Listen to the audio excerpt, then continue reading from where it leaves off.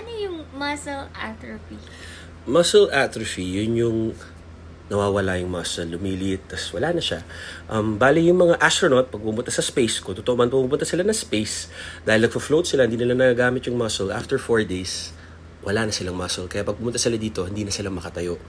Yung, ako, personal experience, ito si wifey nag-alaga sa akin, nung na-aksidente ako, 2 days pa lang, lumiit na kagad yung muscle ko, yung left leg ko sa right leg ko. Nung inoperahan ako, after 2 days, wala na yung muscle. As in, 4 days, wala na.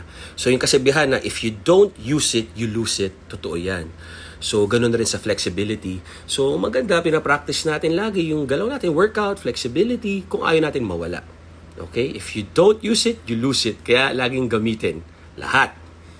Mag-isip-isip. Diba? Lahat yung gamitin natin. Pag di natin ginamit yan, mawawala. Diba? Parang pagbibilang, pagmamat. Good news! Kung nag-workout tayo, meron tayong tinatawag na muscle memory.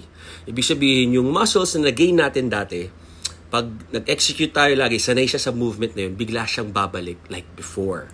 So, mas mabilis. Kumbaga, mahirap magka-muscle, pero once nagka-muscle tayo, pag di natin siya ginamit, tapos ginamit natin siya ulit, babalik siya kaagad. Muscle memory. Pero ang pinaka-importante, kagaya sa mga nagtatanong sa akin, Lods, gaano ba katagal para mag-workout ulit, maka-recover? Depende sa intensity ng training.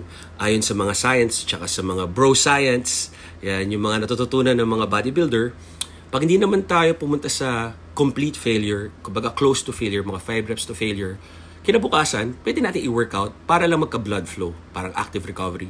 And then, after 2 days, pwede na ulit tayong punta sa heavy. Basta tandaan nyo, kailangan nyo feel good after a workout. Endorphins, happy hormones. Hindi yung sad tayo matamlay, nahihilo, nasusuka o galit na galit. Kailangan happy tayo after